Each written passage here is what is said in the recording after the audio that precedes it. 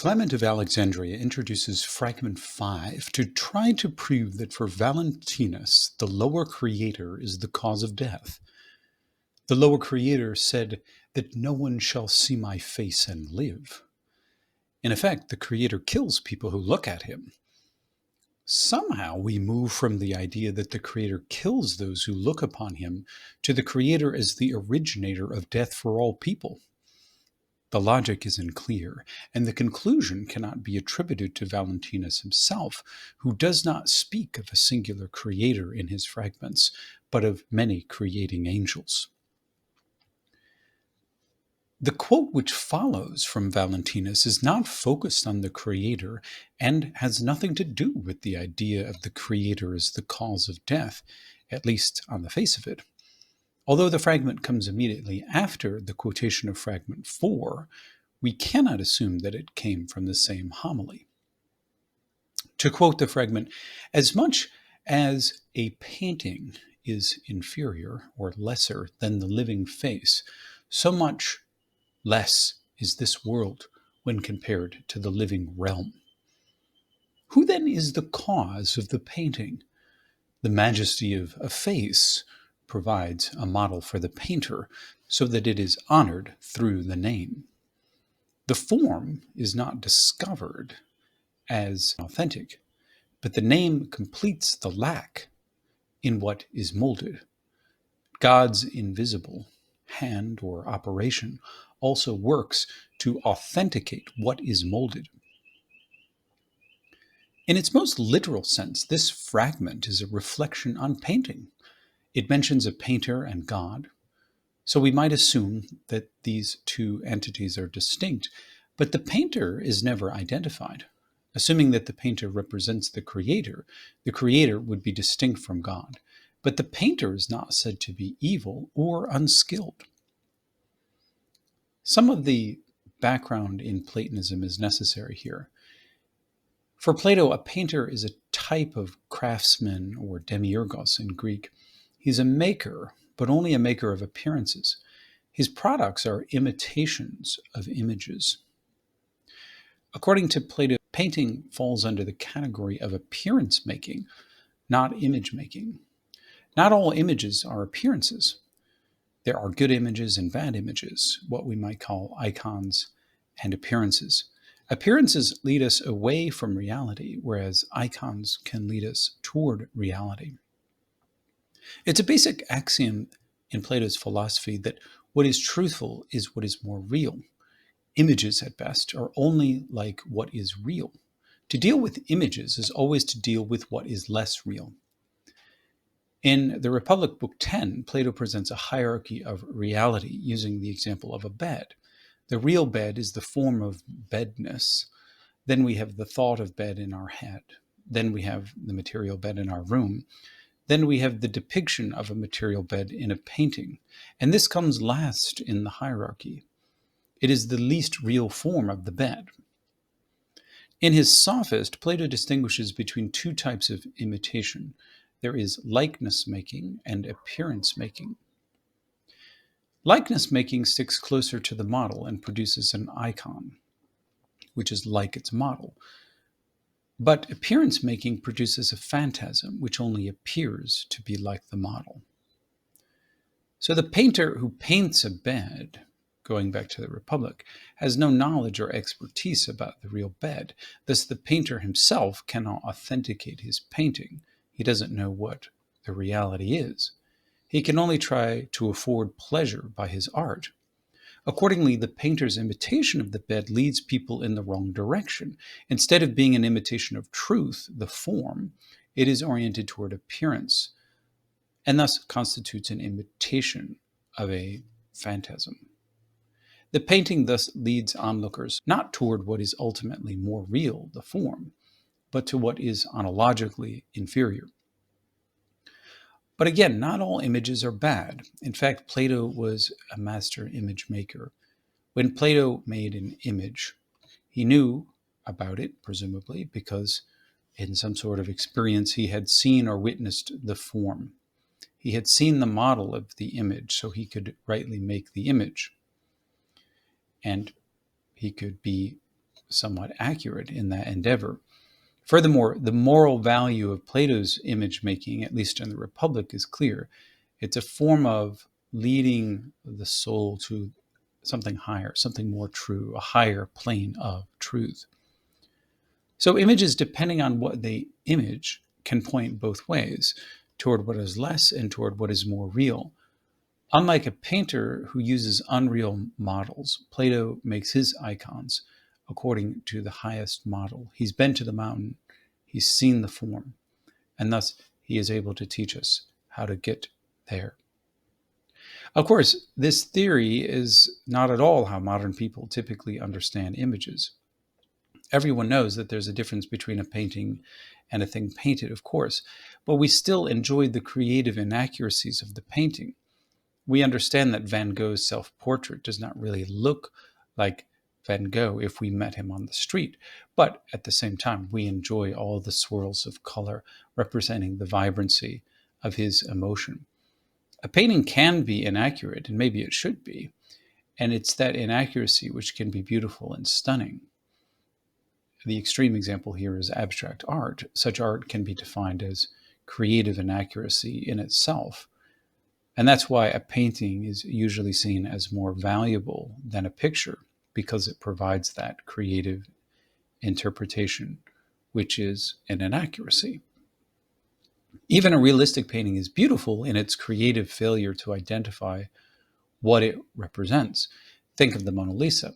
We don't really know who this woman was, but we can still enjoy her smile. Most of us are not bothered by the fact that the painting will always be less than the living woman's face. We never expected to get back to the living woman anyway, so most of us aren't disappointed by viewing her image. Platonists, however, understood this reality gap as a flaw in the nature of painting. Whatever is painted, represented, or created necessarily falls short of its model.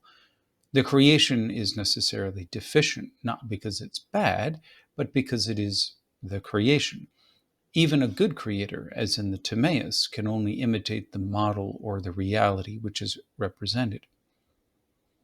And Plato's Timaeus is important here because it says that the whole cosmos is an icon or icon of a higher model, namely that living thing or animal which comprehends in itself all noetic or intelligible living things. Perhaps, in fact, this very passage is why Valentinus referred to a living realm above. The word realm translates aeon. In fact, this is the sole use of aeon in Valentinus's authentic fragments. In context, the word doesn't designate a personal agent or a personified thought or attribute of God. It designates a kind of realm or world, a world higher than this world or cosmos. It's analogous to the Platonic world of form, sometimes called the noetic world. In this realm, the true human abides. Our cosmos is only an imitation of the living realm. Deathless human souls came from this eternal realm. A similar use of the word ion occurs in the tripartite tractate, where the present ion is single yet divided, and the true ion is single yet multiple. Ion in both cases can be translated as world or realm. Ion in this sense represents the Hebrew word olam. The olam haba is not an eternal being, but the world to come.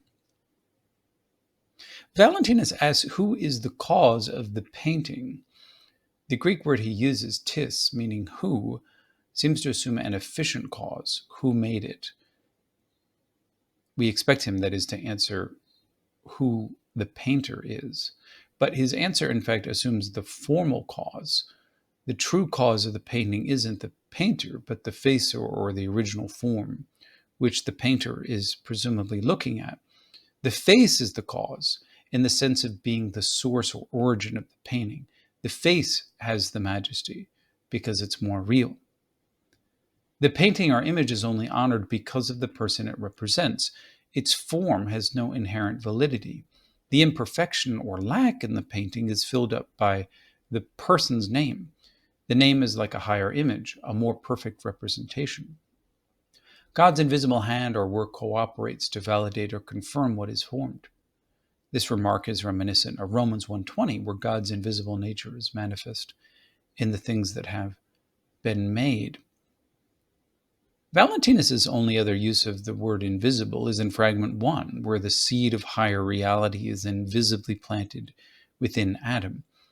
In this case, the angels are the cause of Adam's formation. They are the painters. And God invisibly adds something to afford credibility to Adam, to make him an authentic image of God. In fact, as Einar Thomason points out, there are close thematic and verbal parallels between Fragment 1 and Fragment 5. Both speak of model and copy. The copy in Fragment 1 is Adam's body, made by angels. In Fragment 5, the copy is the world, made by an unidentified painter. In both fragments, the copy is called a placis, or formation. This is where we get our word plastic. The idea that a name applied to the copy compensates for the copy's deficiency appears in both fragments as well, as does the invisible presence of God, or the higher reality of the seed. In fragment 5, God isn't the painter, but the invisible hand which adds something to the painting in order to authenticate it. It is the more. The painting is also validated by the name. In the Gospel of Truth, the Son bears the name of the Father, and he has the image of the Father. God's name is unknown in the world, but Christ still brings that name to the world. The name represents the accurate identity of God. It's more than a word, which refers to any sort of designation or referent. The name is personal and specific. It represents the true identity of someone. In Fragment 1, Adam is made in the name of the transcendent human, and thereby gains the ability to speak boldly like this human would speak. As a mere formation of the angels, Adam falls short of being the true image of God. But when he receives the name, perhaps embedded in the seed of higher reality, then Adam becomes the true image of the God human, and the reality gap is narrowed. Adam in Fragment 1 is simply the Hebrew word for human, that's Adam. He gains the name of the human, anthropos, when he becomes the image of the human, when he receives the seed of higher reality. The parallel with Fragment 5 suggests that what is honored by the addition of the name is the product, not the maker or painter of the product. The painter is just a means. The invisible operation or help of God we might identify with the seed of higher reality, invisibly planted into human reality. Is it invisibly planted inside all humans, or just a group of spiritual humans? Well, we can't really tell from the fragment itself. Clement assumes that only spiritual humans get the addition of the name or breath of God, so that they move from being in God's image to God's likeness.